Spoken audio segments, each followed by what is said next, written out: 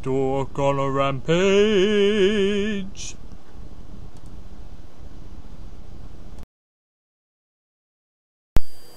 MegaMan Legends. The Blue Bombers venture into the 3D world, deviation from the old formula. Add those all together, and you get this. Now, the opinions about this game are kind of scattered. Some people hate it. They like the old days of Mega Man. They like Mega Man, Mega Man X, Mega Man Zero. They like the side-scrolling, jump on platforms, shoot at enemies, choose your stage, classic fun. And they didn't like it when all of a sudden you were thrust into this post-apocalyptic world where the brunt of the gameplay involves you going into ruins, fighting robots, and searching for crystallic energy sources. Kind of changed it up a bit. People don't like it so much. Then there are the people who love it. People don't like it for the fact that it deviates, and that in the first installment, which I'll talk about this later, the controls were kind of clunky. They weren't horrible, but they weren't great either. It's fun to play. I mean, it immerses you into this world. When you're in the dungeons, they have this creepy kind of feel and this really weird atmospheric music, and they just draw you right in. Whenever you hear like your monster center, it'll tell you when Reaver bots, the enemies, are getting near, and you'll hear that, and you'll hear like their footsteps detached from your body. You can't quite tell where they're coming from. You just get this kind of sense of dread. You're like, where are they? You see what I'm talking about? You probably don't, but you will. Or not. Anyway, in this game, the world is covered mostly by water. There are only like a few island settlements, not much left of humanity. And most of their technology is run by these energy sources called refractor crystals. And diggers, which is what Mega Man is, diggers go down to the ruins, try to find these. And ruins were left by this ancient civilization, and people like dig up the technology found in there and try to make out a life with it.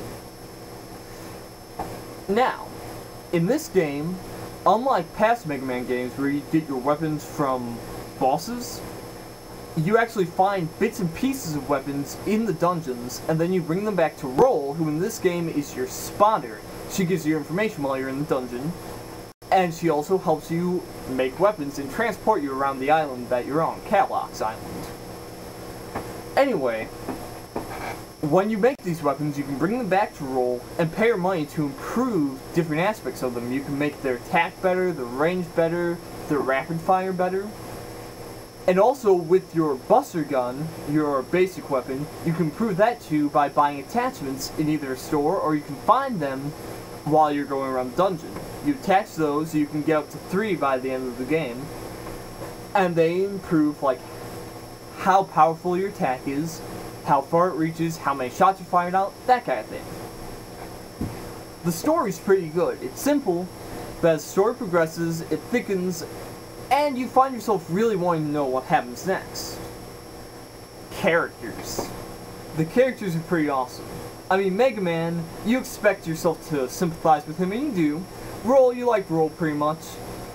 Barrel, who is like the guy who found Mega Man in a ruin, he's pretty cool. Data the Monkey, your save point. You can't help but love Data. And then there are the villains. Best villains ever. Okay, you know Kefka from Final Fantasy VI? Their level of awesomeness gives them leeway to, like, kick them in the balls. Kick them in the face. That's how awesome they are. You can't kick Kefka in the face. You cannot touch Kefka. These guys can. That's how awesome they are. So anyway, there is Teaselbon the leader, who gives inspiring speeches that half of you is like, wow, this guy's awesome, and the other half is like, back away slowly. Then there's Trombone, the female member of the gang, who is a technological genius and has some love interest with MegaMan, leads to some humorous situations. Next there is Bon Bon. I can't get over the fact that someone would name their child Bon Bon. Bon!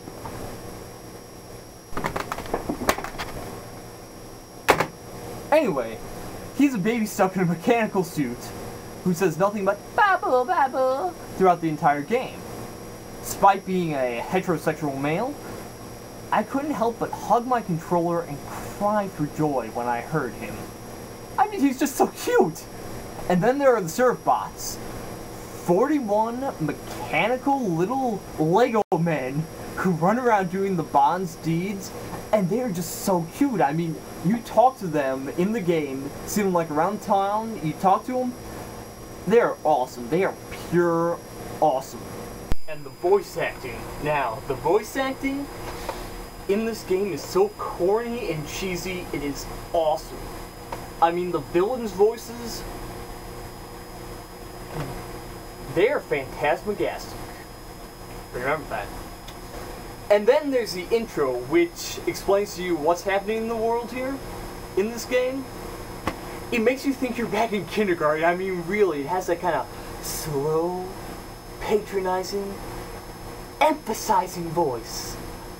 In a world covered by endless water.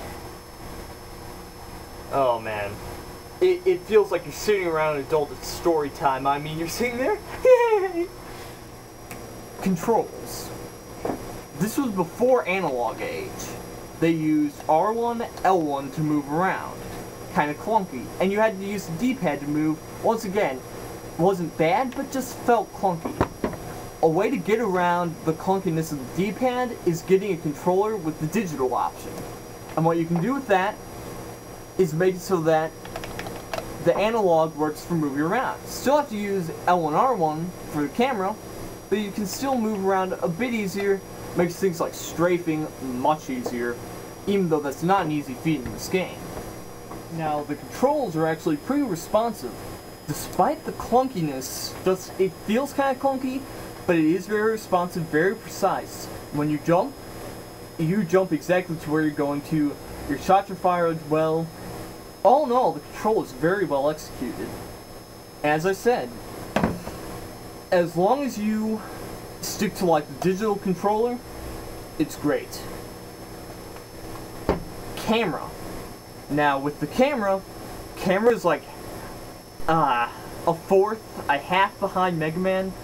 Shows good span, never impedes you. Just very good camera angles. Works well for the game. Well, that's pretty much all I have to say.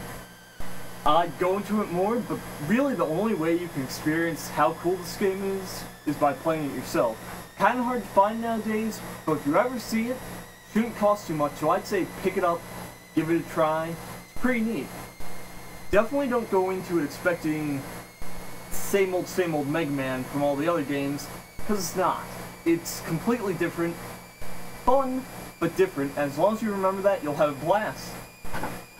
So, that's all from me. Have a good night, peace out, and to close me off, I give you the best save point ever introduced in a video game. Ladies and gentlemen, meet Data the Monkey.